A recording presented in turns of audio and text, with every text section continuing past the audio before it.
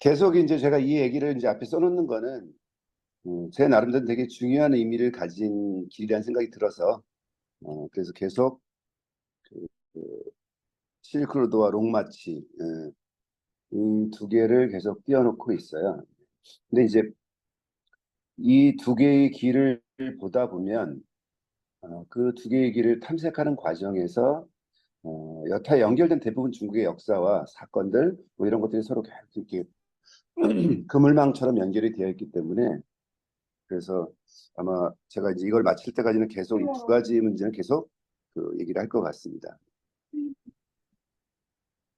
뭐 지난번에도 계속 보셨던 이제 전체적인 이제 지도를 계속 보시는 건 되게 좋아요.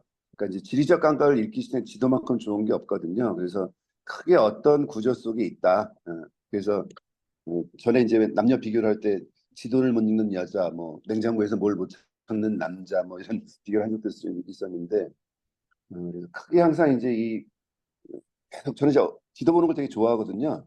지도를 보면서 위치, 감각, 뭐 나라 이름 뭐 이런 거 다 보게 되는데 그래서 지속적으로 이 지도는 같이 한번 보시면 될 것 같고요. 전체적으로 지금 우리가 돌아보고 있는 내용의 큰 범주가 다 여기에 있다. 이제 이렇게 생각하시면 될 것 같습니다. 네. 뭐 지난번에도 말씀드렸지만 이제 중국의 역사라고 하는 것은 뭐냐면 사실은 이제 유목민족 그들이 이제 스스로 오랑캐라고 얘기했던 북쪽의 유목민족과 그 다음에 자신들의 이제 일정 지역이 자리 잡고 있던 지역이니까 농업민족이라고 굳이 따진다면은 그 대결이라고 볼 수 있죠. 예. 그래서 끊임없이 그 북쪽의 유목민족 뭐 다양한 종류의 사람들이 있지만 흉노, 뭐 선비, 오화 뭐 여러 형태가 있지만 그들과의 관계를 어떻게 설정하고 할 것인가의 문제가 중국 역사의 대부분을 많이 차지했다고 보시면 될 것 같습니다. 그래서 이름은 조금씩 시기시기 조금 다르게 표현이 돼도 뭐 귀방이라든지 흉노라든지 그래서 항상 그 문제가 강하다. 그래서 그들을 막기 위한 방어선들이 이제 나중에 확장되어서 연결된 것이 만리장성이라고 말씀드렸습니다. 그리고 그것은 뭐 춘추전국시대 내내 마찬가지죠. 그래서 춘추전국시대 와서도 뒤에 마지막까지도 위에 보시는 것처럼 이제 만리장성이 연결돼 있고 그런 장성을 조금씩 정리해서 연결한 것이 있다라고 역시 흉노의 존재가 있죠. 그다음에 이제 왼쪽으로 월지. 요게 이제 이 전체를 통일한 게 진이고 제가 이제 중국 역사는 큰 나라를 오랫동안 나눠져 있다 싸우다 통일하면은 진이 다 빠진다 그랬죠. 그래서 진이 금방 십몇 년 만에 망하고 한 나라가 초한지를 겪고 나서 한 나라가 중국의 주인이 됩니다. 그래서 그 과정에서 진은 금방 망하고 그렇죠. 한이 이제 중국의 주인이 됐는데 한 나라를 건국한 우리가 이제 유방이나 한고조 유방이라고 하는 인물이 초기에 그 흉노와 싸우다가 이제 포로로 잡혀버립니다. 포로로 잡혀. 그래서 그때부터 이제 다행히 그 흉노의 그 왕비에게 뇌물 좀 풀려나는데 그때부터 흉노와 싸움과 동시에 때로 통원 정책 뭡니까 이쪽에 공주나 누굴 보내는 거죠. 이제 그런 공주를 통칭 사번 공주라고 불러요. 그래서 직접적인 이제 자기 친부치 있는 딸을 보내기도 하고 그다음에 방계 누굴 보내기도 하고 나중에 이제 서로 공주들이 안 가려고 하니까 나중에는 이제 가짜로 막 보냅니다. 마치 공주인 것처럼 해서 보내기도 합니다. 어쨌든 이제 끊임없이 이런 통원 정책을 써왔어요. 그래서 어떻게 하면 그 유목민족으로부터 침범을 막을 것인가. 특히 이제 흉노는 굉장히 강한 유목민족이었거든요. 노란캐 중에서도. 그래서 오랫동안 통원 정책을 써오다 보니까 상대적으로 어, 흉노의 침입이 좀 적었던 시기를 보냅니다. 한나라 전반기에. 그래서 한무제 때가 되면은 상당히 안에 군비도 많이 늘어나고 힘이 굉장히 강대해져요.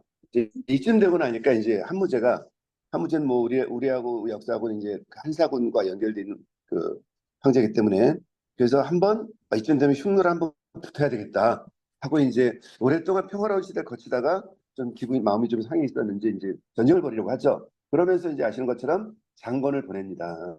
그래서 장건을 서쪽으로 서역으로 보내서 월지와 손을 잡고 진행하려고 하는 과정이 등장을 하고 그 이후에도 끊임없이 뭐 위청이라든지 곽거병, 뭐 이광 이런 많은 사람들 계속 흉노의 전쟁에 보내요.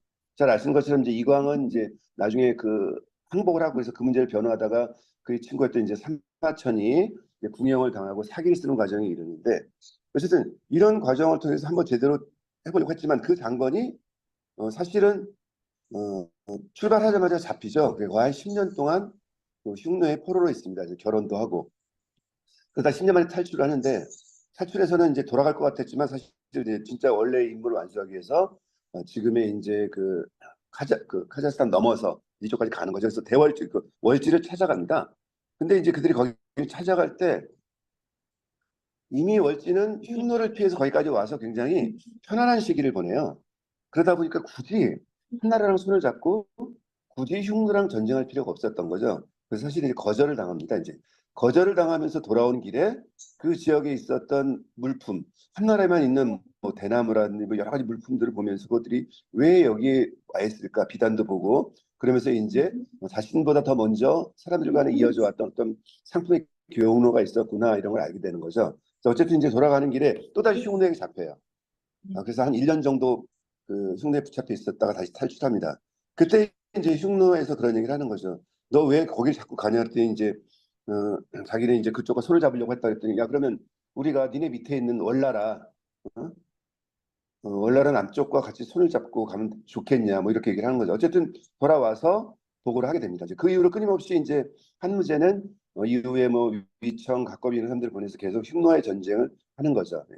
그 과정 속에서 우리가 이제 실크로드라고 하는 소원의 길이라고 하는 것이 구체화된 형태니까 약간 좀 비공식적으로 지역 사람들이 유지되던 것이 국가가 공식적으로 저 문제를 바라보고 관리하는 시점으로 왔다라고 보시면 되겠습니다. 네.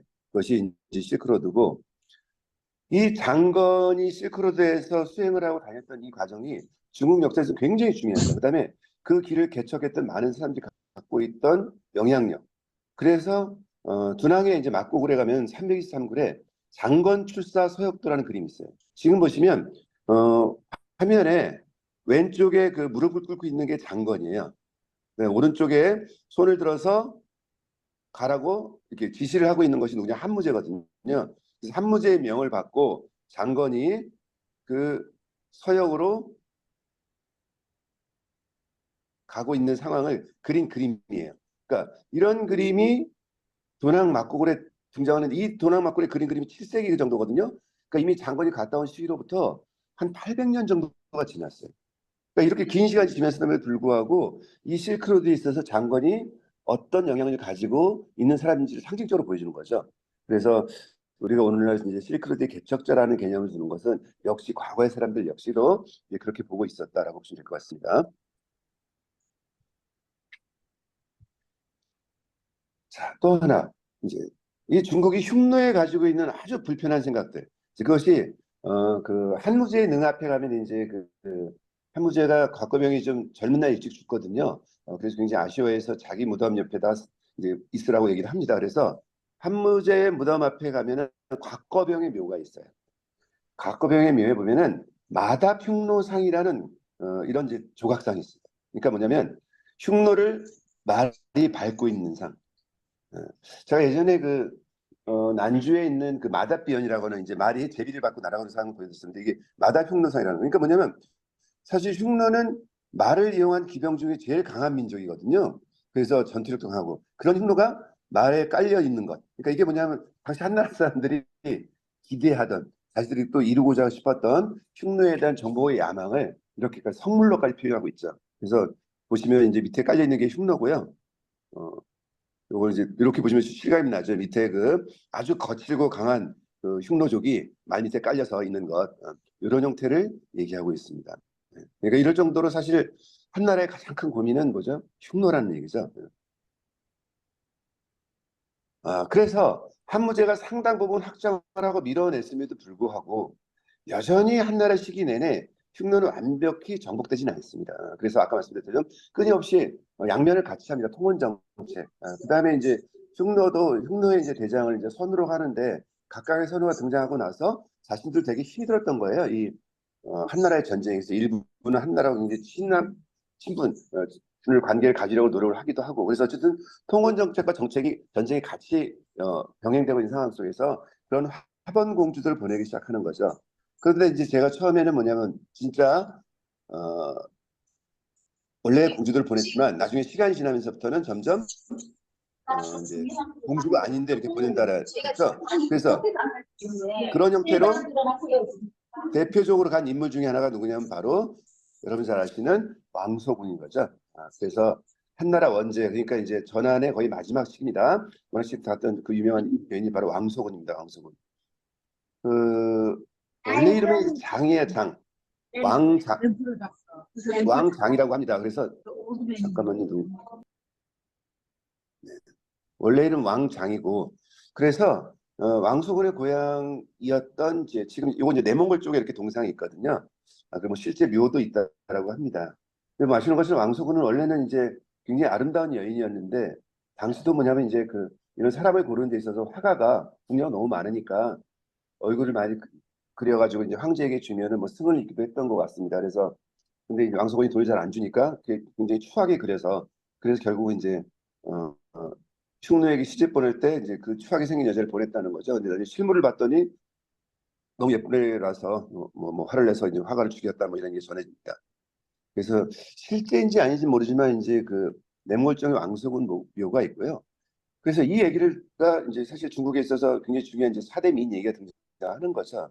그래서 우리가 흔히 치머 나간 폐월수화라고 하는데 그 장자의 제물론에 그 춘추전국시대 진나라 황공의 이제 애첩을 부르는 호칭이었어요. 원래 너무 예뻐갖고 치머 나간 폐월수화 물고기가 놀래서 가라앉고 기러기가 떨어지고 달을 숨고 꽃도 고개를 숙이는 미모가 바로 그 애첩의 그 여희의 모습이었는데 그거를 이제 두 자씩 다 끊어가지고 중국 사람들이 이제 중국의 4대 미녀를 만든 거죠. 그래서 치머, 서시, 나간, 왕소군, 폐월, 초선, 수화, 양귀비 그 4대 미녀를 이제 상징적으로 합니다. 그래서 서시는 아시는 것처럼 그 오월동주에 그렇죠. 오월동주에서 부천이 이제 오나라를 이기기 위해서 미인계를 썼던 그 서시 뭐 물가에서 빨래를 하고 있는데 너무 예뻐갖고 물고기가 그 넋이 나가가지고 헤엄치는 걸 잊어버려서 물에 빠졌다라든지 뭐 왕소군은 뭐 나르는 기러기가 뭐 왕소군의 그 비파죠 금소리에 놀래서 떨어졌다라든지 뭐 초선은 아시는 것처럼 이제 그 초한제 아니구나 저 삼국지에 나오는 인물이죠. 초선 그 여포를 유혹하기 위해서 그래서 아무튼 그 동탁과 초선 나올 때 달도 부끄러워서 초선을 보고 얼굴을 뭐 가린다 그래서 폐월이고 수화는 이제 수화 양귀비죠. 양귀비 꽃도 양귀비 앞에서는 굉장히 부끄러워한다라고 했는데 이제 우리가 이제 이 서안에서 만나게 된 가장 중요한 인물은 바로 이제 양귀비인데 양귀비. 그래서 양귀비를 보시면 어, 사실 이제 이백의 청평주사 이백이 사실은 나중에는 그 쫓겨나서 많이 떠돌지만 한동안 약간 어영시인처럼 권력에 아첨하던 시절이 있었습니다. 그 시기에 썼던 시에 보면은 이제 일지농염 한 줄기 농염만 있을 무산의 이슬비 그 다음에 한실의 그 누구도 여기에 비길 수 없다. 그 다음에 아름다운 비연조차 한나라에서 가장 원래 아름다운 여인으로 했던 사람이 바로 비연이거든요. 그 비연조차도 다시 뭐 옷까지 다시 만질 정도였다라고 하는데 원래 이름은 아마 옥환이라고도 하고 태진이라고 합니다. 근데 원래는 누구죠? 양귀비는 원래 사실은 그 현종의 누가 잠깐만요. 누가 이렇게 음소거를 안 하고 있어 죄송합니다. 제가 소리가 자꾸 들려서. 네. 원래는 이제 당나라 현종의 아들 수왕의 18번째 아들인가 그 수왕의 부인이었어요. 굉장히 예뻤었는데 어느 날 이제 당나라 현종이 자기가 좋아하던 애첩이 죽고 나서 굉장히 우울해하니까 이제 고력사라고 하는 환관이자 한관이 이제 데려오는 거죠. 일종의 채용사처럼 우리 막 그 연산군 때 채용사처럼 그래서 딱 봤더니 너무 예쁜 며느리 근데 자기 아들의 부인이잖아요. 그래서 이혼을 시키죠 강제로. 근데 바로 이혼을 시켰다가 데려오고 그러니까 일종의 도교의 그 사원의 사찰에 여승으로 보냅니다. 그래서 일종의 뭐냐면 신분 세탁을 시키는 거죠. 그리고 나서 그 며느리를 22살 먹었을 때 후궁으로 맞이하는 거죠. 그 양귀비와 이제 당현종의 그 유명한 이야기입니다. 나중에 뭐 장안가라든지 이런 데로 이어지는. 당시 당현종이 나이가 56세니까 거의 33, 4살 차이 날 때죠. 그러고 나서 27살 때 귀비로 책임을 한다. 그래서 우리가 지금 이제 양귀비라고 하는 것은 그런 거고 그 다음에 이제 막상 그렇게 며느리를 자기 저기로 하고 나니까 좀 마음이 불편했는지 그 며느리가 단지 예쁜 게 아니라 굉장히 자기랑 대화가 잘 통하는 사람, 뭔가 조금 지적인 인물 이렇게 표현하고 싶었던 모양이에요. 그래서 태화라는 그런 이름을 붙여줍니다. 이게 이제 현종이 양귀비에게 붙여준 거예요. 근데 우리도 이제 우리 영화나 이런 데 과거에 보면 이제 옛날 그 기생 막 이런 사람들을 다른 용어로 태화라고 불렀던 것을 바로 거기에서 유래를 했고요. 그다음에 양귀에 비하면 대표적으로 나오는 이제 꽃이 이제 모란이죠, 모란. 아시는 것처럼 모란이고 그다음에 수와 꽃도 부끄러 했다. 자, 그러면서 그 양귀비를 위해서 어디로 온천 궁궐인 제가 이제 서안에 가면 화청지라고 하는 원래 그 이제 별궁 같은 그 화천궁으로 조정 자체를 옮겨버립니다. 뭐 이제 그쯤 되면은 나라가 엉망진창이란 얘기죠. 사실 그 현종 때까지는 굉장히 융성할 때거든요. 당나라 이제 개원이치 그래가지고 당이 건국하고 굉장히 융성할 때였었는데 요 시점부터 뭔가 이제 꺾여지기 시작하죠. 특히나 온천을 좋아했던 이유 중에 하나는 사람이 약점이라는 게 다 있잖아요. 그래서 이 사대 미인들도 다 하나씩 안 좋은 점이 하나 있어요. 뭐 발이 너무 크다라든지. 근데 뭐 양귀비는 뭐 전해지기로는 뭐 몸에서 그 냄새가 많이 났다고 하는 거죠. 그래서 온천욕을 좋아했다. 뭐 어쨌든 그러고 나서 양귀비의 자매들 이런 자매들을 다 굉장히 능숙하게 대접해주고 나라의 세금을 굉장히 많이 내려보냅니다. 그러면서 특히나 양귀비 이제 사촌 오빠한테 양국중을 이제 기용하는 거죠. 그러면서 온 집안이 갑자기 가난한 그좀 어려웠던 집안이 이제 양귀비가 이제 올라감으로 인해서 확 바뀐 거죠. 그때 그 당시의 얘기도 그런 얘기, 아들보다 딸을 좋은 데 시집 보내는 것이 훨씬 집안이 피폐할 수 있는 일이다. 뭐 이런 얘기를 하기도 했습니다. 그러니까 워낙 이제 현종이 양귀비에 푹 빠졌던 거죠. 그래서 우리 이제 여지라는 과일 있죠. 우리 리지 이제 그 남쪽 과일이지만 뭐 그런 것을 하루에 걸쳐서 올려와서 양귀비 먹이기도 하고.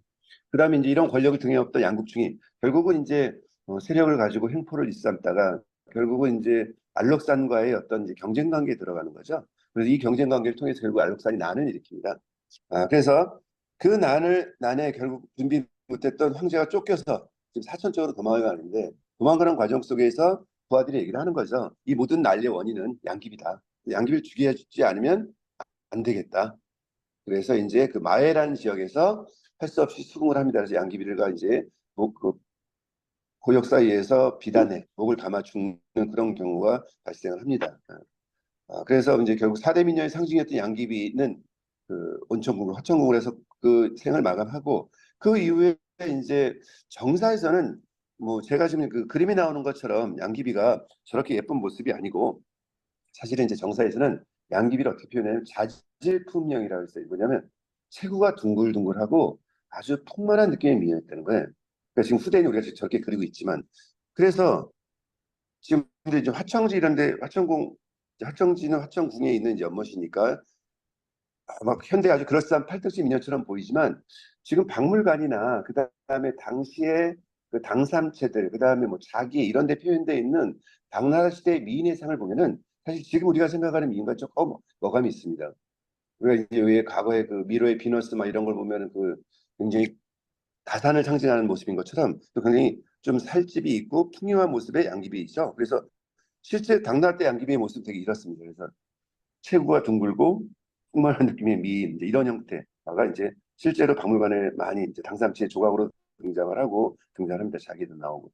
그러니까 지금 얘기하는 이미지는 좀 후대에 만들어진 게 아닐까라는 생각이 들고 어쨌든 그래서 그 서원에서 만나게 되는 이제 대표적인 유적지 중에 하나가 뭐냐 바로 여산 옆에 여산의 오른쪽으로는 어, 진시황릉과 그 다음에 병마용이 있고 그다음에 여산 반대쪽으로는 바로 화청지가 있는 거죠. 화청궁. 이제 이 온천궁은 나중에는 이제 그 별궁으로 사용됐지만 원래 이 자리에 온천이 있었던 모양이에요. 그래서 기록을 보면은 주나라 때에도 노천탕이 있었고 그래서 그것을 성신탕, 별탕 뭐 이런 거죠. 그래서 또는 이제 진시황이 있을 때는 여산탕, 그 뒤에 산이 이제 여산입니다. 여산. 그다음에 북중무제 때 그것을 황제의 온천으로 이렇게 했고 당대 와서 이제 상천궁, 온천궁 하면서 별궁 자체를 굉장히 키워왔다가 그것이 현종 때 본격적으로 화천궁이 돼버리는 거죠. 그리고 화청지는 그 안에 있는 연못입니다. 뭐 가보신 분들은 아시겠지만 면적이 거의 지금 한 18만 평 정도 되거든요. 어마어마하게 큽니다, 사실은. 그래서 저희가 사실 이제 그 넓은 데 다 못 다니고 잠깐 일부 많은 지역만 다니지만 이게 이제 조감 들어보면 이래요. 그러니까 사실 경복궁 이런 데 뭐 답사 오시는 분들이 중에 1시간 반밖에 못 보고 가는 것처럼 실제 마찬가지죠. 합정궁 하나를 보려면은 거의 하루 이틀씩 걸려야 되는 사이즈입니다. 유해형에서 보더라도 그렇고 60만 제곱미터니까 거의 한 이제 18만 평 그 정도 되겠죠. 안에 내부에 이제 계속 그 오랫동안 이제 이것도 폐허로 있다가 계속 발굴해서 복원해 온 것은 이제 근대 와서 한 거죠. 그래서 뭐황 하나의 크기가 뒤에 있는 사람들과 비교해 보시면 얼마나 큰지 딱 보여주는 거죠. 되게 이제 이런 쪽에 빠지면 나라가 거의 망할 때가 됐다고 보는 거죠.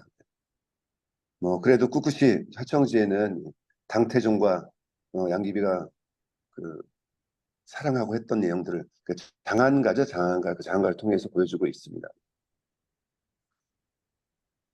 그 이제 진이 금방 나라가 망해서 하늘로 갔던 것처럼 마찬가지로 그 당이 여기까지 과정 속에서 한 나라가 망한 다음에는 굉장히 혼란의 시기겠습니다. 아신 것처럼. 근데 한 나라 망한 다음에는 흔히 얘기하는 조조 유비 이제 삼국지 시대가 있죠. 위초고의 삼국지 시대가 있고 그 삼국지 시대를 위나라가 통일했지만 곧 망하죠. 예. 그래서 사마이의 후손에서 망하고 나서 진나라가 됩니다. 그래서 그 진나라가 나중에 오랑캐 북쪽의 오랑캐에서 남쪽으로 쫓겨 내려가는 거죠. 지금은 남경 쪽으로 옮겨갑니다. 그래서 그것을 우리가 흔히 이제 서진과 동진이라고 구분을 합니다. 그래서 전에도 말씀드렸지만 중국 역사에서 중국이 좀 셀 때는 설안이 좀 셀 때고 서주에서 뭐 동주 이렇게 동쪽으로 가면 좀 약할 때라 그랬죠.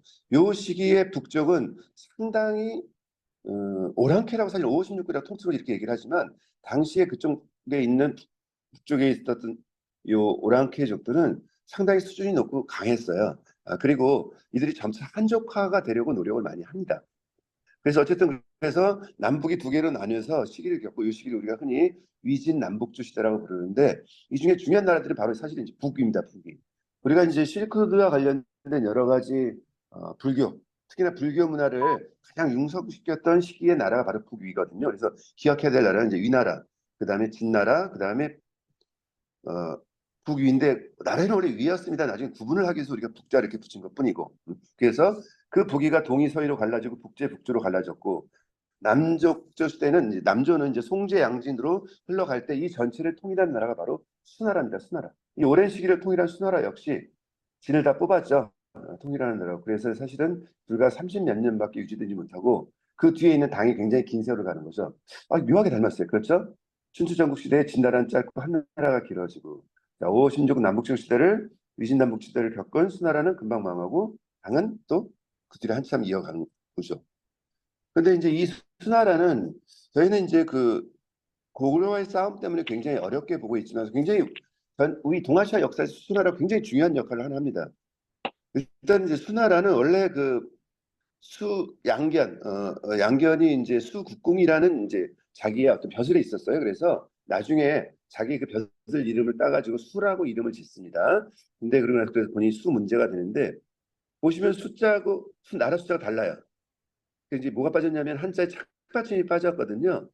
근데 이 책받침이 가지고 있는 의미가 한자에서 뭐냐면 굉장히 빠르고 급하게 간다는 뜻이에요. 그러니까 나라가 너무 빠르고 급하게 가다 보면은 조금 문제가 생길 수 있겠다 싶어서 조금 단단히 천천히 가는 의미에서 나라 이름에서는 그 책받침을 빼서 이렇게 만들었어요. 그런데 그 뒤에 있는 아들이 또 양광, 수양제가 되고 나서는 사실 또 금방 망했죠.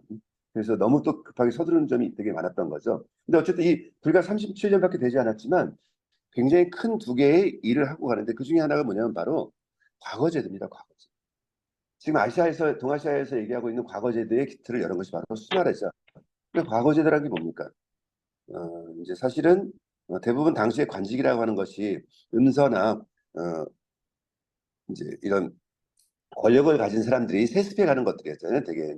그런데 이제 흑수저도 금수저가 아닌 흑수저 누구든 노력을 하면은 벼슬을 가질 수 있다는 새로운 기회를 연 거죠. 물론 그것이 실제 적용되는 방식은 나라마다 좀 달랐지만 어쨌든 그 과거제도를 열었고 나중에 요 후주 사람 쌍기를 데려다가 우리 고려 시대에도 그 뭐죠 누굽니까 저 광종이 과거제를 실시하는 거죠. 그래서 이 과거제가 바로 이제 수나라 때 시작이 됐다. 그래서 전에 근정전에서 어떤 이제 행사를 하는 장면을 찍은 사진이고요.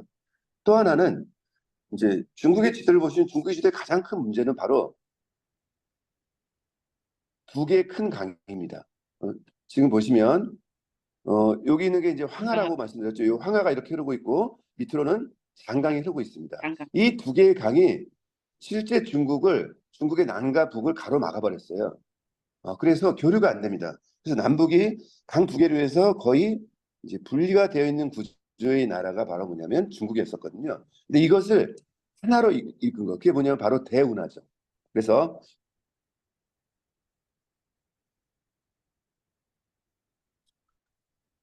수나라 시대에 불과 30년밖에 되지 않는 시기에 만들어진 이 대운하가 중국을 실질적으로 하나의 나라로 만들어 버린 거죠.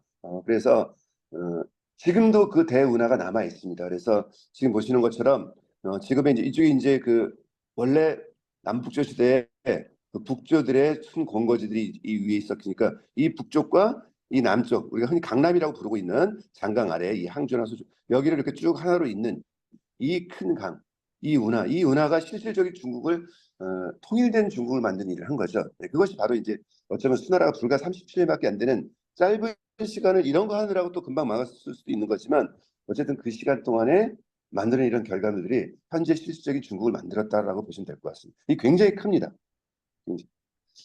그런데 이제 자세히 보시면 여기에 보면 영제거라는 말이 나와요. 어떤 사람들은 그 경복궁의 영제교가 이 말에서 왔다 뭐 이렇게 얘기하는 사람들이 있는데, 어쨌든 보시면 군사적 중심지가 북쪽이고 정치 중심지는 장안과 낙양이 있었던 거, 원래 수도였으니까. 그다음에 실질적으로 가장 풍요로웠던 지역인 장강 지역, 이 세 개가 하나로 통일되게 만든 운하, 이것이 이제 가장 큰 문제라고, 큰 일이라고 보시면 될 것 같습니다. 이게 바로 수나라 때의 일입니다. 네.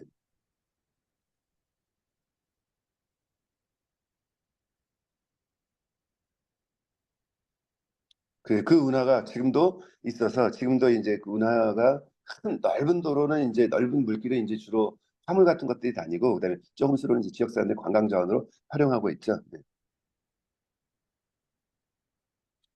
자, 이 그 진나라 당대의 역사들, 당나라 때와 관련된 장안과 서한의 역사와 실크로드와 관련된 부분은 제가 다음 시간에 다시 정리를 할 거고요. 그다음에 이 화청제에서 일어난 중요한 사건이 하나 있습니다. 그게 우리가 흔히 얘기하는 현대 중국이 만들어진 이제 소환사변이라고 하는데요. 제가 이제 롱마치라고는 이제 그 또 하나의 길, 실크로드와 롱마치를 얘기했었는데, 흔히 대장정이라고 부르고 있는 중국 공산당이 국민당과의 전쟁을 피해서 돌아갑니다. 이렇게 굉장히 길게 피하고 싸움에 지고 이러면서 마지막에 결국은 최후의 승리를 하게 되는 과정을 그린 것이 요 롱마치인데요. 요때 마지막에 이들이 돌아오는 것이 온 거는 지금의 연안 지역이라고 말씀드렸고, 연안 지역에는 당시 소비에트 중심이 지금 시진핑의 아버지였던 시중신이라는 인물이 거기서 이들을 환영하고 맞이했다라고 말씀드렸고, 그 다음에 이렇게 갔던 홍군들이 실제로 굉장히 많은 10만 명이 넘는 인원이 출발해갖고 이 2년 동안에 10%도 남지 않았어요. 그러니까 이렇게 봤을 때는 홍군이 공산당이 이제 망했을 것처럼 느껴지지만, 사실은 이 모든 구석구석을 다니면서 각 지역 사람들과 융합하고 이렇게 흘러갔던 거죠. 그래서 농촌들을 중심으로 자신들의 시를 확장해 갑니다.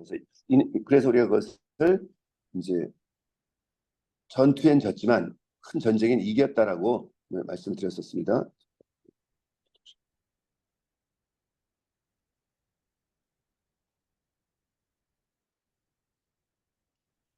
그런데 이런 전쟁의 과정에서 이제 재미있는 야사 중에 하나는 뭐냐면, 이제 이들이 이제 지금 여기 보면 이제 중간에 귀조정이라는 성이 있거든요.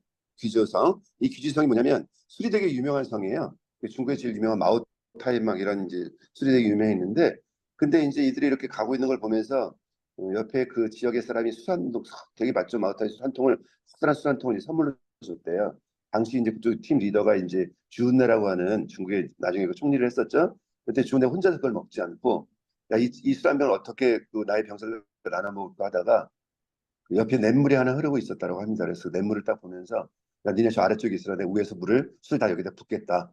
그래서 그 술을 동화를 붓고 밑에서 다 같이 이렇게 컵씩 먹었다, 한 컵씩 먹었다, 뭐 이런 얘기가 전해지는 거죠.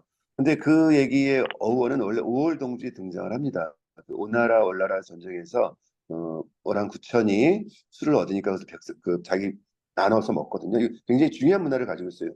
이 문화를 나중에 청나라에서도 받아들입니다. 그래서 청나라는 신분구화를 막론하고 모든 음식을 공평하게 먹는 문화를 가지고 있었어요. 어쨌든 자, 이걸 통해서 어디에 지금의 연안 쪽에 자리를 잡았는데, 이때 중국 공산당이, 아니 저 국민당이 가지고 있었던 정책이 뭐냐면 바로 선안내 후양회예요. 그러니까 뭐냐면 당시 사실 일본이 계속 쳐들어왔죠. 그래서 이미 위만주국을 만주를 점령하고 나서 중일 전쟁이 촉발되고 막 이런 시기였거든요.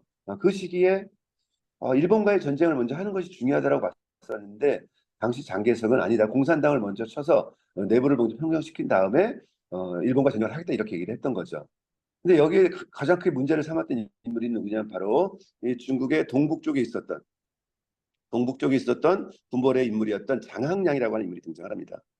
자, 중국의 군벌이 되게 많이 있거든요.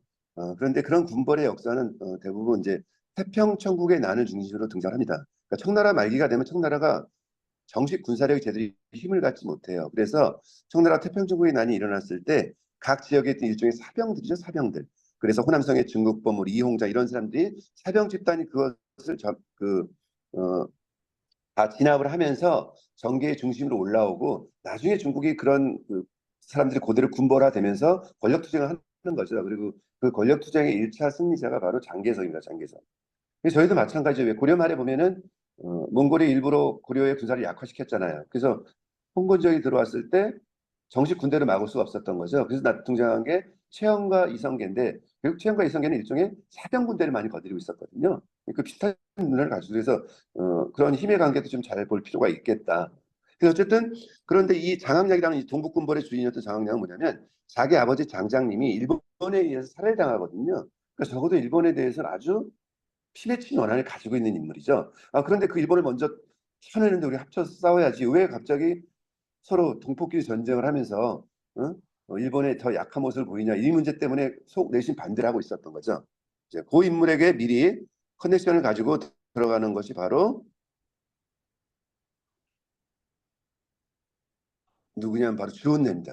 그래서 미리 주은래와 장항량이 합의를 보고 얘기를 해요. 그러면서 장개석을 설득하려고 했는데 장개석이 도저히 말을 듣지 않는 거죠. 그래서 장개석이 그런 사실은 모르고 요 서안으로 와서 왜 빨리 저 연안으로 폭격을 해서 공산군을 무찌르느냐를 하고 들어왔을 때 장개석을 포로로 가두고 연금시키는 것이 서한사변입니다. 그래서 바로 그 해가 언제냐면 뭐냐면 1936년 12월 12일이에요. 묘합니다. 12월 12일은 우리나라나 그 나라나 다 뭡니까? 군사 쿠데타가 일어 있는 날이네요. 그래서 그날 이제 요 화천궁에 가시면 이 오간청이라는 곳이 있어요. 여기에 이제 있었습니다. 근데 이제 총을 쏘면서 지가 총소리가 나니까 그날 밤에 그 소리에 이제 도망을 쳤어요. 장개석이 어디로 도망을 쳤냐면 산 위로 여산 위로 올라가서 바위팀에 숨어 있었습니다. 숨어 있다가 이게 그 사이에 바위팀에 껴서 다치기도 하고 막 이런 상태가 되다 보니까 이렇게 차라리 내려가자. 그러다가 이제 막 이 바이튼 같은 끼고 다치고 하거든요. 그래서 신음소리 내고 있는 것을 이제 장항량 군대 사람들이 발견해서 끌고 내려옵니다. 내려와서 그때부터 이제 연금을 하게 되는 거죠. 그 자리에 이들이 뭘 지었냐면은 현재 병간정이라고 라는 이제 이런 뭐 그들 스타일의 정자를 지어놨어요. 무력으로 간언한다는 얘기죠. 그래서 첫 번째로 얘기했던 것이 뭐냐면 야 너가 지금 얘기하고 있는 왜 공산당 먼저 무찌르는 게 아니라 일단 뭡니까 일본을 먼저 무찌르자 해서 선안의 후양의 정책을 파기해라. 그리고 이제 이 문제를 계속 한 거죠.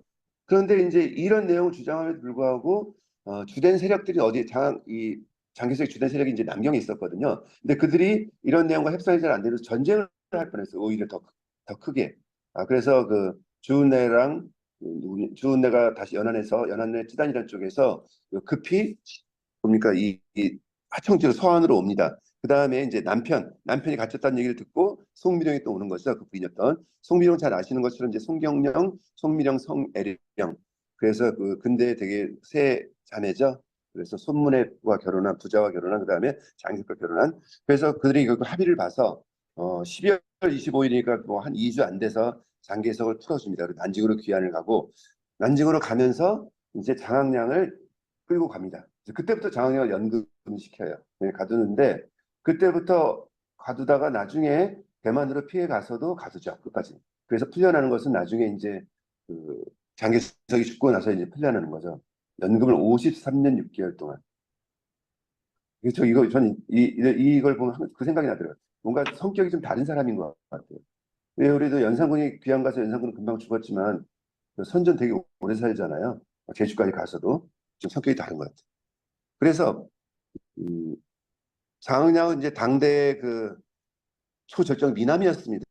그 한때는 무솔리니의 딸과 연문술을 썼고 그 장개석의 부인이었던 이제 송미령과 연문술이 있었는데 요랬던 인물들이 그 당시 수환사변의 핵심 인물들이었고 뒤에 보니까 장한양은 이제 103세까지 살았어요. 2000 몇 년에 들어가셨는데 장개석도 87세, 주은래도 77세, 송미령은 106까지 살았더라고요. 그래서 결국 세월의 변화는 참 무시할 수 없는 것 같습니다. 이렇게 재기발랄하고 총기 어린 얼굴들이 시간이 흐르니까 이렇게 다 힘없는 노인들이 되고 그래서 어쨌든 이 소환사변으로 인해서 공산당 군대가 몰살하지 않고 어, 힘을 갖고 드디어 그 같이 일본 군대를 몰아내죠. 몰아내고 나서 그다음에 국공 내전에 들어가면서 그 국민당을 대만을 몰아내면서 현재의 중국 그 득동이 만들어낸 마오쩌둥이 만들어낸 현재의 중국이 만들어지는 과정이 가장 중요한 사건이 결정돼 연결돼 있는 것이 바로 이 서한입니다. 서한. 그 서한을 우리가 이제 진시황과 이런 과거의 유적도 있지만 근대사의 유적이 굉장히 중요한 곳이다. 그런데 이제 그 이 화천궁이 있는 바로 뒤 산이 여산이에요, 여산. 여산의 오른쪽은 뭐냐면 진시황릉이 있고. 근데 이제 요새 그런 얘기를 가끔 하더라고요. 이 여산이 뭔가 불행과 저주의 산이 아니겠느냐, 뭐 이런 얘기를 합니다. 그래서 사실은 이제 우리가 주나라 시대에 그 서주에서 동주로 옮겨오는 과정들을 보면 당시 그 주나라 유황이 이제 아시는 것처럼 이제 늑대가 나타났다 뭐 이 거짓말 얘기하다가 결국은 실제로 쳐들어오는 서용에서 죽음을 당한 곳이 그것이 바로 이 여산이에요, 여산. 그것도 이제 여산이 그때부터 출발해서 사실 진시황이 여산에 아방궁을 만들려고 합니다. 여산 아래쪽으로 저 서안 건너편 쪽으로 뭐냐면 어, 아방궁은 사실 우리가 이제 진시황이 만들었다라고 하지만 실제 진시황 아방궁을 다 만들지 못하고 죽었습니다. 그래서 원래 있었던 궁도 그 함양궁도 굉장히 화려했었죠. 뭐 10,000명 정도 있을 수 있었다. 근데 그 궁보다 더 뛰어난 궁을 해서 서로 연결을 하고 싶어서 일종의 이제 지금 따지면 고가 도시, 뭐 하늘의 도시 같은 걸 하고 싶었던 것 같아요. 근데 그걸 하려다가 중간에 이제 한 4년 만에 죽었고 뭐 진나라도 곧 멸명을 해버렸던 거죠. 그래서 나중에 아방국을 이제 한나라의 항우가 불태웠다고 하지만 실제 불태웠다라기보다는 아직 다 짓지 못한 상태에 있었습니다. 어쨌든 진나라도 그렇게 금방 망하고 그 다음에 뭐 우리 얘기했던 대로 이제 당나라의 당현종이 결국 여산의 화천궁에서 양귀비와 같이 희낙낙거리다가 결국은 알록산의 안리나에서 피난을 가게 되고 그렇게 나라가 세드려지고 그 다음에 양귀비가 죽게 되고 그 다음에 그 뒤로 이제 당나라 목전과 경종이 건축 이런 걸 많이 하려고 하다가 그 다음에 이제 놀이에 빠져 있다가 다 거기 여산 주변에 다 죽거든요. 그 다음에 최근대 장개석의 소환사병까지 그래서 나중에 이제 결국은 이제 장개석 군대는 이제 국민당이 패배해서 대만으로 갔으니까 아, 여산이 뭔가 터가 좋지 않다 연결된 뭐 이런 얘기를 이렇게 만들어내기 좋아하면서 하더라고요. 당나라 때 이제 두목이라는 이제 그 시인이 있습니다. 그 두보하고 같이 헷갈려 갖고 두보를 이제 앞자를 따서 노두라고 하고 두목을 이제 소두라고 하는데 그가 이제 그 당나라 때 아방궁이 있었던 터 지금도 터로 있습니다. 터 아방궁신데 그 터를 가서 보면서 썼던 그 사라고 하죠. 이제 긴 그 산문이 아방궁인데 그 뒤에 보면 이제 굉장히 중요한 게 마지막 기절인데 뭐냐면 진나라 사람들이 스스로 슬퍼할 겨를이 없 왜냐면 금방 빨리 망하는 바람에 그래서 대신 후세 사람들이 슬퍼해 줬는데 후세 사람들이 그걸 보고 슬퍼만 하고 그것을 거울 삼지 않는다면 그렇죠. 여기 이제 거울 감자 썼죠. 거울 삼지 않는다면 더 후세 사람들은 또 결국 이들을 슬퍼하게 할 것이다. 굉장히 무서운 이야기죠. 그러니까 역사가 왜 중요한지, 역사 공부가 중요하고 왜 역사 인식이 중요한지를 그래서 왜 우리가 역사책을 거울 감자 쓰는지를 그렇죠. 동국 통감 셋이 다 거울 감자 쓰는 거죠. 보여주는 그 두목의 시에 등장을 합니다. 그래서 저희가 이제 나중에 여산을 직접 가시는 분들은 보겠지만 이제 외형과 또 이제 미리 이런 배경을 생각하시고 가서 보시면 또 다른 느낌이 이제 들어오는 거죠. 제가 이제 이런 그 기초적인 얘기를 계속 하고 있는 이유는 사실 이제 실물은 이제 답사라서 보게 되면은 느낌이 굉장히 다르게 다가오거든요. 확인되어지고. 근데 이제 사전에 그거에 대한 이제 개념들 미리 정리해 두시면은 가서 보는 느낌이 굉장히 달라집니다. 그래서 어쨌든 여사는 조금 불행한 곳이 아니었느냐. 그래서 지금 이제 그 서안이 있는 곳이 산시성인데 산시성 사람들은 스스로 자신의 지도를 이렇게 그립니다. 그래서 이 모양을 자신들은 뭐에다 비교를 하냐면은 모양이 어떻게 생기냐면 선을 딱 따서 보시면은 이게 지금 무릎을 꿇고 있는 사람의 옆모습이거든요. 자신의 지도가 그렇게 생겼다고 얘기를 합니다. 그래서 무릎을 꿇고 있는 사람 누굴까요? 바로 요 분이죠. 병마용의 이 병마용이 이 사람을 그 병마용에 있는 저 도용을 이제 자신들의 이제 지도 산시성 성 지도랑 비교를 합니다. 이제 여담이니까. 자, 실크로드의 원래 실질적인 구간은 자 장안부터 사마르칸트 정도까지라고 해서 한 3,600km 정도. 제가 보시는 것처럼 자, 출발을 해서 안주 도낭에서 자 아랫길 서영 남로, 그다음에 서영 북로가 서영 북로는 천산 남로와 천산 북로 이렇게 크게 세 갈래의 길로 간다라고 말씀을 드렸습니다. 이 정도 계속 기억해 두시면은 나중에 박물관이나 이런 데서 그 지도를 봐도 자꾸 눈에 들어오실 거예요. 자, 실크로드의 가장 뚫리면서 교역이 있었지만 가장 핵심적인 동아시아에 준 큰 변화 중에 하나는 바로 불교죠, 불교.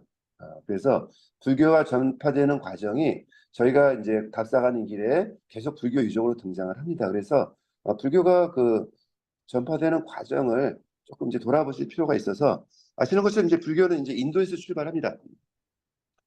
그리고 처음 불교가 등장을 했을 때는 부처님의 모습이라는 게 없었어요.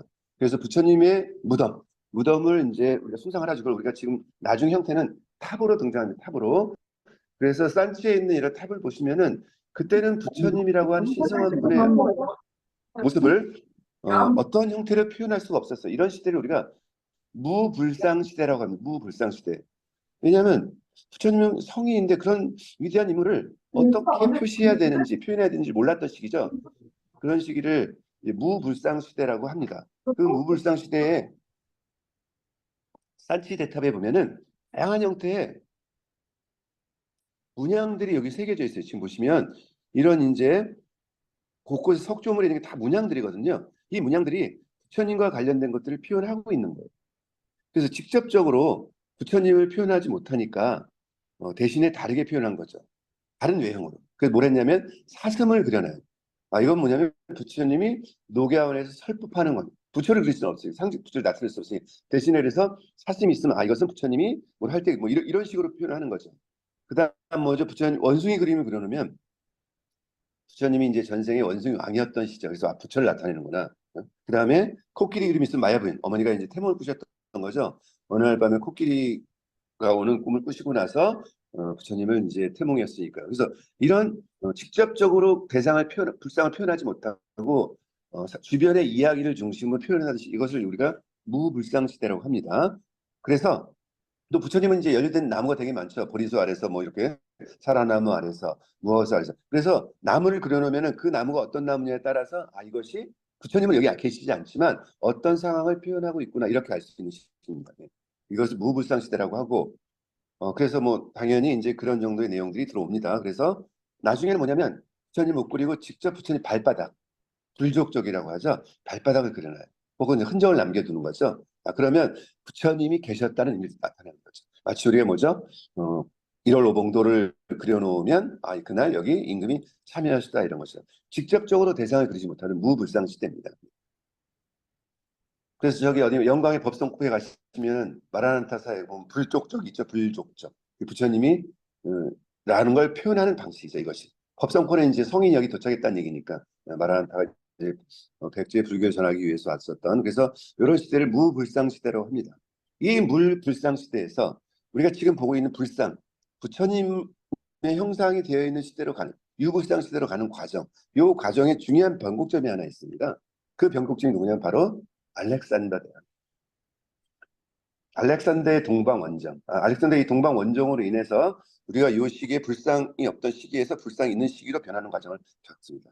잘 아시는 것처럼 이제 알렉산더의 동방 대원정은 마케도니아에서부터 출발해가지고 뭐 어마어마한 거리를 왔죠. 어마어마한 거리를 와가지고 거의 이제 마지막에 이제 지금의 파키스탄, 아프간 이 지역 우리가 이제 간다라 지역이라고 부릅니다. 인도의 서쪽 지역, 파키스탄, 아프가니스탄 지역을 왔을 때 이때 이들이 여기서 굉장히 이 알렉산더 부대가 굉장히 고생을 많이 해요.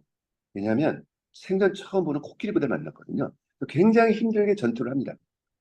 그래서 겨우겨우 승리를 거뒀어요. 거의 녹초가 된 거죠. 승리를 거둬가지고 녹초가 딱 됐는데, 자 이제 본격적으로 인도를 쳐들어가자라고 하는데, 그때 알렉산더 군대가 온다는 얘기를 듣고 인도는 총무장을 한 거예요. 이미 인도에 각각에 있던 부족들, 작은 나라들이 다 뭉쳐갖고 지금 따지면 이제 연합군을 형성을 한 거죠. 그래서 야, 이 정보원을 보내봤더니 저들이 연합군을 형성했다고 합니다 지금. 그리고 더 놀란 건 그 무서운 코끼리 부대가 6천 마리가 있다는 거죠. 와, 이 지금 반다라 지역의 이 파키스탄 것도 되게 힘들었는데 갑자기 난감해지는 거죠.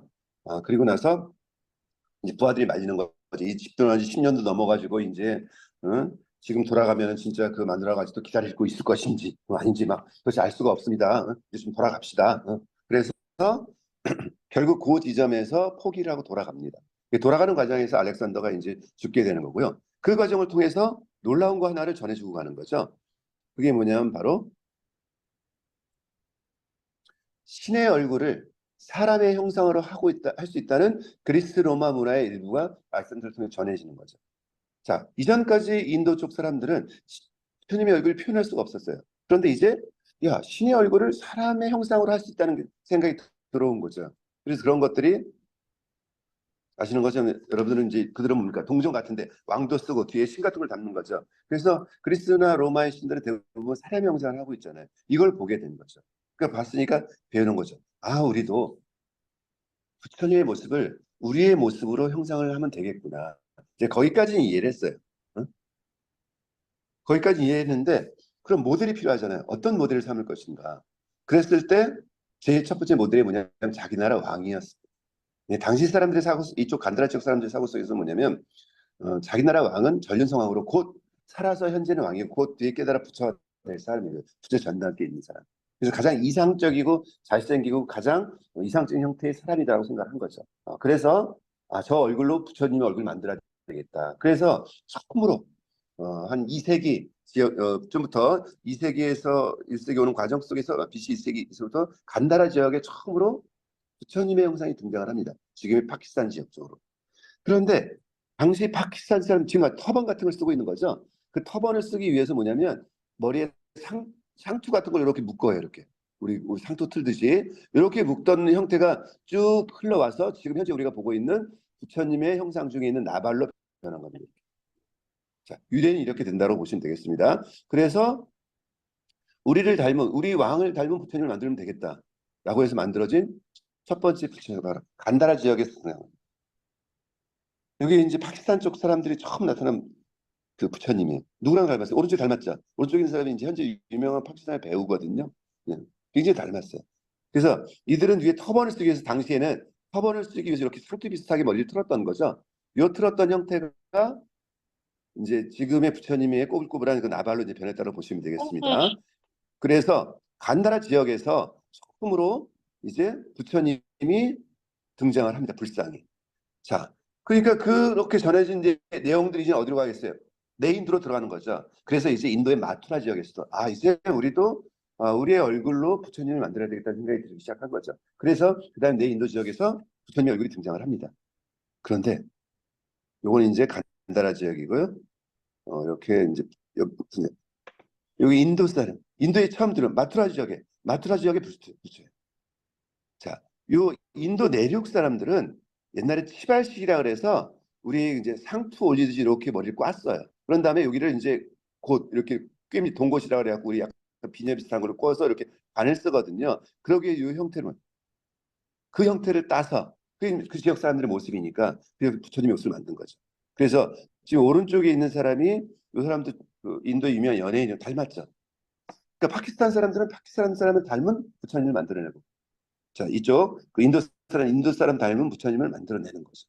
자, 이렇게 해서 이제 사람의 형상을 특히 사람의 형상은 누구죠? 바로 전륜성에 여러분 자신들의 왕을 형상으로 한 부처님이 등장을 하기 시작합니다. 그리고 나서 나온 마투라 불상인 거예요. 자, 이게 이제 우리가 많이 보고 있는 부처님의 모습. 자, 옷을 어떻게 하고 있습니까? 한쪽만 걸쳤죠. 인도는 되게 더워요. 더우니까 평상시에 옷을 벗고 다닙니다. 옷을 들고 다니는 거죠. 들고 다니다가 누굴 만나면 인사하느라고 옷을 한쪽에 걸치는 거죠. 자, 이것이 지금 우리가 부처님이 보고 있는 좌견이니 우견이, 우견편을 자기가 얘기하는 이 형태로 지금 변하는 거죠. 그러니까 그 지역 사람들의 생활 습성과 관련된 것이 처음에 출발하고 그것이 불교화되어지고 그것이 다른 데 전해지고 그 형태가 전해지는 거죠. 그래서 이런 형태로 지나지고 아마 지금 우리가 그 정병, 이제 관음보살 이런 분들이 정병을 들고 있는 것도 뭐냐면 바로 우리가 이 인도 사람이 더우니까 평소에 물통을 들고 다니거든요. 그 우리가 지금 이런 우리 생수병 들고 다니듯이 이제 이것이 이제 지금의 정병으로 변했다라고 보시면 될 것 같습니다. 그래서 마트가 지금 더우니까 이렇게 벗고 다니지만 우리 위에 뭡니까? 파키스탄 지역은 바람이 많이 불고 덮으니까 뭐 옷을 칭칭 감았잖아요. 그러니까 그 지역 생활의 특성이 그대로 나타난다고 보시면 되겠습니다. 그 불교가 이제 인도에서 가득 찬 거죠. 그러니까 인도에서 꽉 찼어요. 더 이상 갈 데가 없죠. 더 이상 갈 데가 없으니까 이제 흘러 넘쳐야 되는 거죠. 문화는 이제 높은 데서 넘치면 낮은 데 흐르는 경향이 있습니다. 그런데 이제 오른쪽에 뭐가 있습니까? 이게 히말라야 산맥이 가로막고 있는 거죠. 갈 수가 없어요. 그래서 지금의 아프가니스탄 요 간다라 지역을 통해서 이렇게 나가려고 합니다. 서쪽으로 가려고 했더니 서쪽은 이미 그리스 로마 문화와 다른 종교 문화가 이제 잡고 있는 거죠. 그래서 동쪽으로 옮겨가는 거죠. 그래서 우리가 지금 갔던 실크로드를 따라서 요 코스를 따라서 중국으로 전해지게 되는 거죠. 그래서 요 코스를 따라서 중국으로 전해집니다.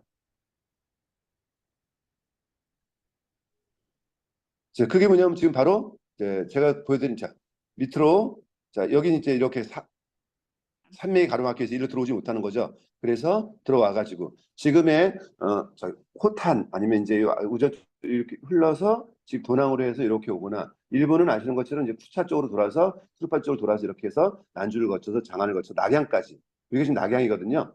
낙양까지 전해져. 이때가 언제냐면 바로 후한 명제 때입니다. 후한 한나라가 한 200년 지나다가 이제 왕망해서 망하는 거죠. 잠깐 망하는 시기가 있었고 다시 시작되는 거죠. 그래서 이 앞으로 우리가 전한 후한이라고 부릅니다. 그 후한 때는 수도가 낙양에 있었어요. 낙양에. 그래서 후한 명제 때 처음으로 그러니까 대략 시기는 1세기니까 한 58년이니까 60, 제2연가니까 요 중간에 한 60년대 부근에 왔다라고 보시면 되겠습니다. 근데 꿈에 후한의 명제가 꿈을 꾸는 거죠. 꿈에 야, 어제 꿈에 어떤 황금색 나는 사람이 서쪽에서 날라와가지고 우리 이 궁전으로 들어오더라. 내가 왜 이런 꿈을 꿨을까? 신하들이 물으니까 신하들이 막 이런저런 얘기를 하다가 아마 서역에는 불타라는 신이 있는데 몸빛이 금색이랍니다. 그 얘기 뭐냐면 지금의 타클라마칸 상은 두낭 서쪽 지역을 서역이라고 불렀잖아요. 그러니까 이미 중국까지는 오지 않았어도 인도를 지난 불교의 전도승들이 그 사막 지역 여기저기에 불교를 전파하고 있었던 시기였다고 보시면 되겠습니다. 그래서 이미 그쪽에 어느 정도 불교 문화가 꽃이 피고 있었다. 자, 그것이 이제 조금 더 계속 동쪽으로 오는 거죠. 그런데 몸에 그 불타는 시간 그 신이 있는데 몸이 금색이랍니다. 그래서 아마 금색 나는 가르침이 우리한테도 오를 모양입니다. 그랬더니 이제 명자가 얘기하는 게 야, 그럼 빨리 먼저 우리가 사신을 보내자, 맞이하러 가자. 하고 신하들을 보냈는데 정말 국경 근처에 갔더니 그 마등가 축복란이라는 이제 전도성 이제 불교를 전파하는 이제 스님이 백마에 불상과 불경을 싣고 들어오고 있다는 얘기죠. 그래서 그들을 잘 인도해서 황제가 있는 낙양까지 모아왔습니다. 그래서 그들을 모시게 하는 공간 있죠. 모이는 공간. 그것이 뭐냐면 시예요, 시. 우리가 종부시, 우리 관청 이름들을 이제 시자를 붙이는 거죠. 그래서 당시에는 이것이 종교적인 입장이라고 생각을 못하고 그냥 서쪽에서 이제 외교 사신이라고 생각했습니다. 그래서 외교 사신을 맞이하는 관청, 그 관청의 이름이 사였어요. 그것이 지금 우리가 오늘 절사자로 쓰고 있는 겁니다. 그래서 우리가 그것을 관청에 때는 시라고 쓰잖아요. 종부시, 사복시라고 얘기하고 사찰일 때 사라고 하는 것은 뭐냐면 원래 출발은 저들을 종교적 대상으로 본 게 아니라 외교 사신으로 받아들여서 그래서 관청에 머무르게 했기 때문입니다. 그 차이가 있다고 보시면 되고 뭘 타고 하면 백마를 타고 온 거죠. 그래서 백마사를 짓습니다. 그래서 그게 이제 중화권 이 동아시아권에서 처음으로 생긴 사찰이라고 보시면 됩니다. 지금 이걸 보셔서 이때 뭘 들고 왔죠? 불상과 불경을 싣고 오더라. 그러니까 뭐냐면 인도는 원래 불상이 없었잖아요. 처음에 불상이 없는 불교를 출발했고 중국은 뭐죠? 불상이 있는 불교를 출발하는 거죠. 또 그것이 우리에게 전해지니까 우리는 역시 뭔가 불상이 있는 불교로부터 출발했다라고 보시면 되겠습니다. 이게 지금 백마사예요. 지금은 이제 여기가 엄청나게 유명한 관광지가 됐습니다. 그래서 중국의 유명한 사찰뿐 아니라 중국에 있는 모든 종교, 남하교, 아니면 뭐 이슬람교, 아니면 뭐 태국 불교, 아니 모든 나라의 그 불교 사원들을 다 여기 모아놨어요. 일종의 이제 관광지처럼 다 세트장 좀 딱 만들어 놔가지고 여기를 가면은 뭐 태국 갈 필요 없고 인도네시아 아무 데도 갈 필요 없이 다 이곳을 다 볼 수 있게 지금 다 만들어 놨는데 아무튼 여기가 그 백마산이에요. 백마. 처음으로 동아시아 중국을 통해서 중국이 처음으로 이제 불교가 전해진 곳 이렇게 보시면 되겠습니다. 그래서 백마사라서 백마가 있고 뒤에 보시면 이제 우리가 지금 오늘날 보시 이제 흔히 잠깐만요. 이렇게.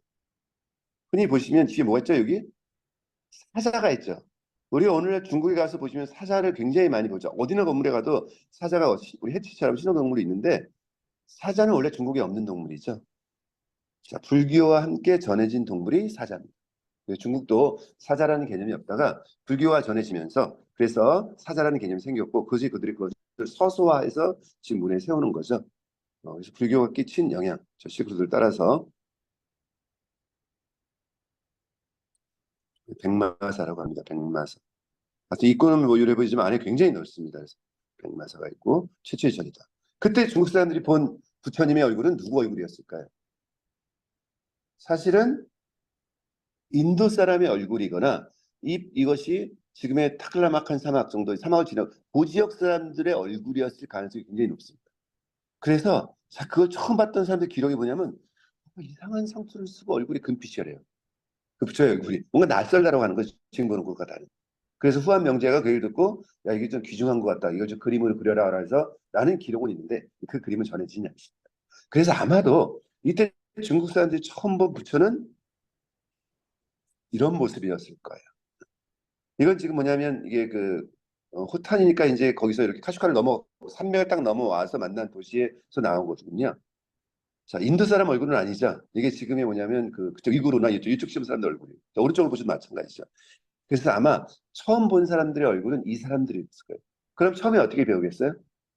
아, 우리도 부처를 저런 모양으로 만들어야 되겠구나라고 생각을 할 겁니다. 처음에는.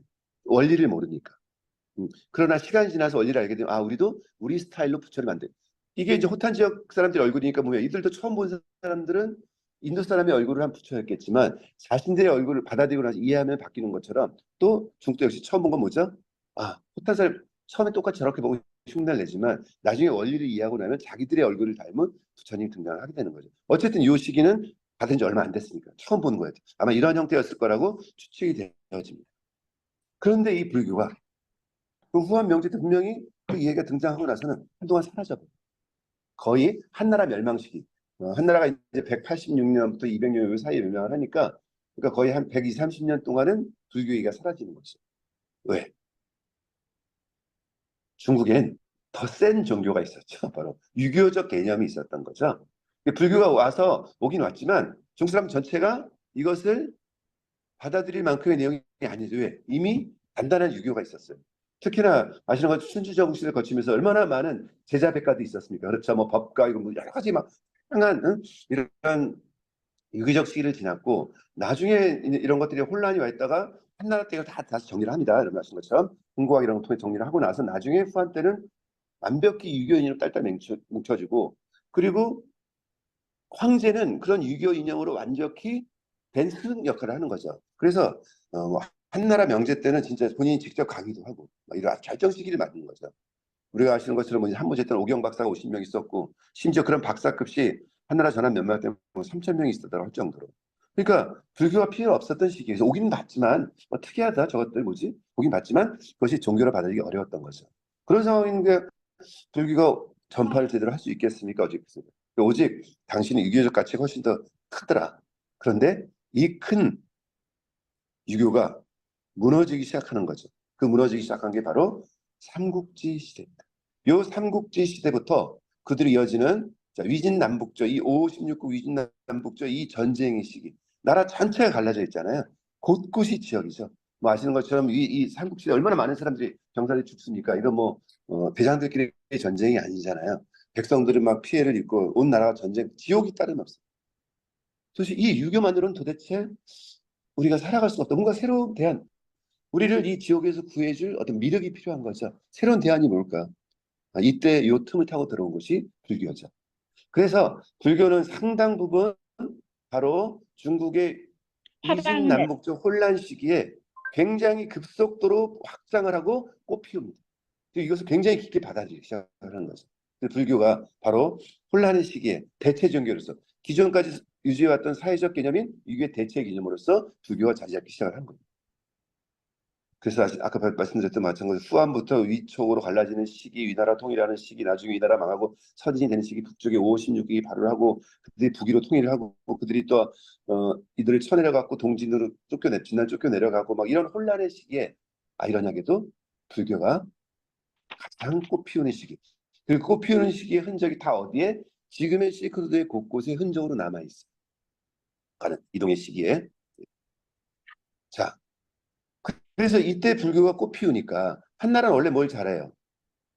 조각 이런 게 뛰어났던 나라죠. 한무제 때 만들던 궁둥이에요. 굉장히 보니까 등인데 실감나죠. 굉장히 아름다운 무덤에서 나온 건데. 그다음에 뭐 진시황릉의 그 병마용 이런 거 보면 어떻게 됐어요? 어마어마하게 디테일한 사고들이 많잖아요. 원래 이런 재능이 뛰어난 나라잖아요.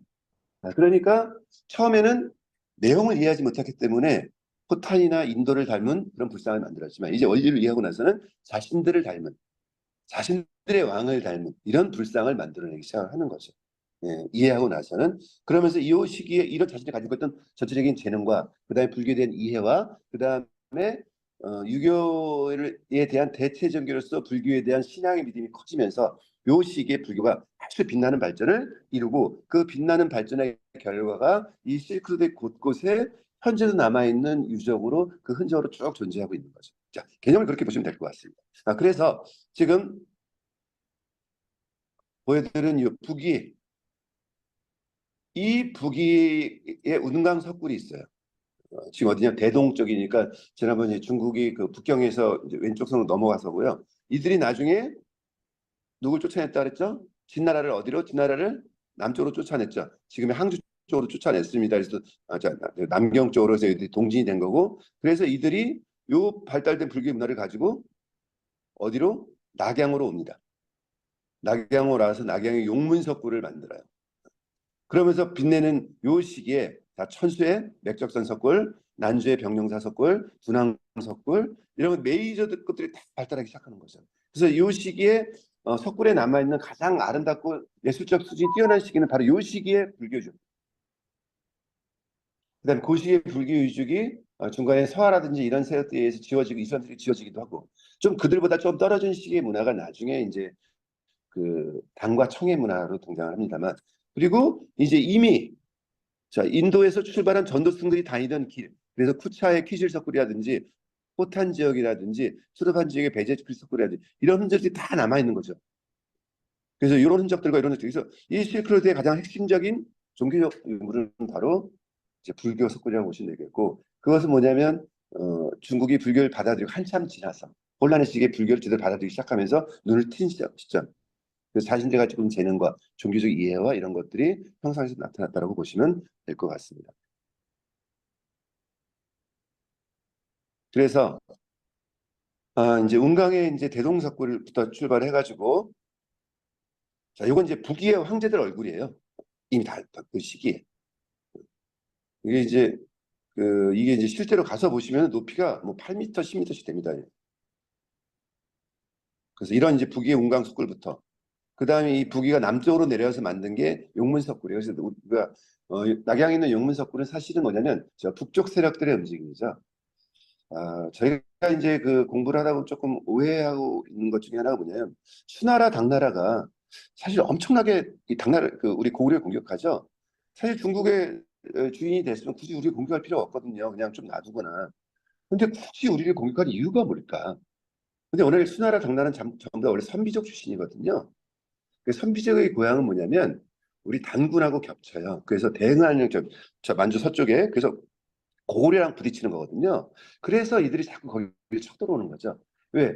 중국을 중원을 정리하는 것보다 자신들의 고향을 장악하고 있는 것이 제대로 된 통일의 전체의 패자라는 생각을 가지고 있는 거죠. 그 이유가 뭐냐면 단지 조그만 동쪽에 있는 조그만 나라를 정복할 것 같으면 그냥 군대를 보내면 되거든요. 근데 아시는 것처럼 뭐예요? 황제가 직접 오잖아요.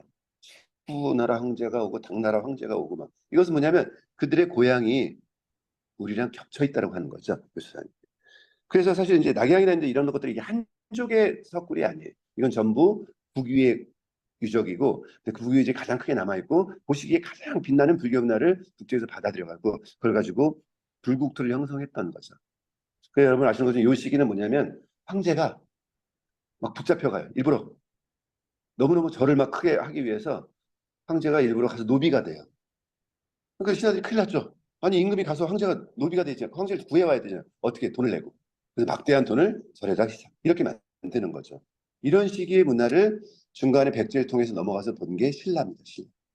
신라가 불교 접하는 그런 상황 때문에 온 나라가 불국토인 사회에 중국을 첫 번째 불교로서 신라가 본 거는 이런 거죠. 그래서 이런 이제 그 용문, 자 운강부터 출발해갖고 이 불교 문화가 쫙 전체를 쓸어 내려오는 거죠. 그래서 용문석굴 아마 가보신 분들은 벌써 크기가 장대하죠. 이런 어마어마한 석굴들이 아주 걸어다니기 힘들 정도, 몇 시간을 다녀야 될 정도 쫙 깔려 있어요. 특이한 것은 이런 석굴들은 전부 다 물 옆에 있습니다. 굴에서 이 굴은 원래는 일종의 수도처예요. 그냥 만들어 전시하고 가는 곳이 아니라 끊임없이 가서 수도하고 예하는 곳이기 때문에 석굴에 반드시 뭐가 있어요? 물이 있어야 돼요. 그래서 석굴은 호수 주변이나 아니면 강가에 있습니다. 그래서 운강석굴도 마찬가지고 이 용문석굴도 용석 바로 앞이 이제 강이거든요. 리강이 강인데 그래서 석굴과 물은 항상 그런 관열 속에 있다라고 보시면 되겠습니다.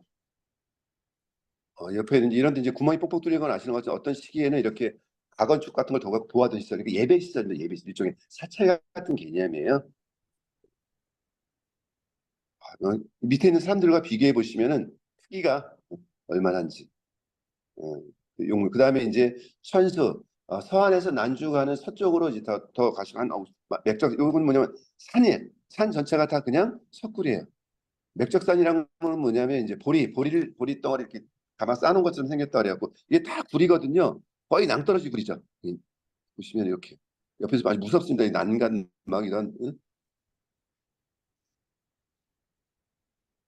이게 이제 단순히 이제 돈만 갖고 되는 것은 아니고 그렇죠. 불심과 이런 것들에 의해서 같이 이루어지는 거고 크기를 보시면 대개 이제 그 시기에 자기들 황제 그다음에 아니면 이제 특정한 굴들은 돈을 출자한 사람 뭐 이런 사람들 얼굴이 이제 들어가게 돼 있어. 그다음에 이제 난주의 병명사 석굴은 이제 물길을 타라 지금 이제 댐으로 되려 있어서 과거에는 거기 실크로 지나온 길이었었거든요. 근데 지금 이미 수자원 댐을 만들었기 때문에 지금 보트를 타고 들어가게 돼 있는데 댐을 지나서 가게 되면 뭐 수백 개의 그 석굴이 있지만 180개인가 아무튼 그 중에 이제 대표적인 여기 이제 와벌 이제 열반상이라 해서 누워 계시는 특이하게 이 와벌은 신발을 신고 계세요. 가서 보신 분들 기억이 나겠지만 그 다음에 여러분 잘 아시는 이제 도랑의 사막 한가운데 도대체 뭐가 있을까 싶은 먼 사막 한가운데 모래산 사이에 쫙 가로잡고 있습니다.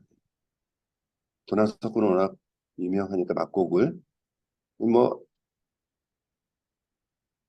표정이 너무 야해요. 굉장히 지금까지 굉장히 유혹적이 섹시한 표정으로 있는 보세요. 금방이라도 이렇게 홀릴 것 같은 표정. 뭐 이런 불상만 있는 것은 아니고 쪽벌남 교각 자세라 그러죠. 하여튼 이것은 뭐 가서 보시면서 더 이러면 될 것 같고요. 이 이제 이렇게 벽에다 하는 이 문화가 굉장히 많이 발달했어요. 이건 이제 그 운강 아래쪽 대동 아래쪽에 내리면 현등산 사찰이에요. 절벽에 매달려 붙어 지은 겁니다. 이거 불을 탄 것도 아니고 건물을 이렇게 벽에다 붙여 지었어요. 그렇게 해놓고 나서 자기들도 대단했는지 밑에다 장관이라고 써놨어요. 장관이라고. 굉장히 위험해 보이죠. 올라가면은 사실 굉장히 좀 떨립니다. 이 높이가 굉장히 높거든요. 그래서 이 폭이 조금 넓은 데도 굉장히 좁은 데도 있어요. 제가 가서 옆에를 봐도 곧 떨어질 것 같은. 자, 이런 거 왜 이렇게 좋아하는지 모르겠지만 이건 이제 현공사라고 하는데 그래서 이렇게 불교가 쭉 전해지고 펴져서 난주를 통해서 가는 과정들은 제가 다음 시간에 이제 저렇게 석굴이 어떤 유래로 출발해서 어떤 문화적 불교 문화들을 담고 있으며 저거 실크로드 어떻게 구현되어 있는지는 그래서 실크로드 불교 미술이라는 내용을 가지고선 이제 다음 시간에 다시 진행하도록 하겠습니다.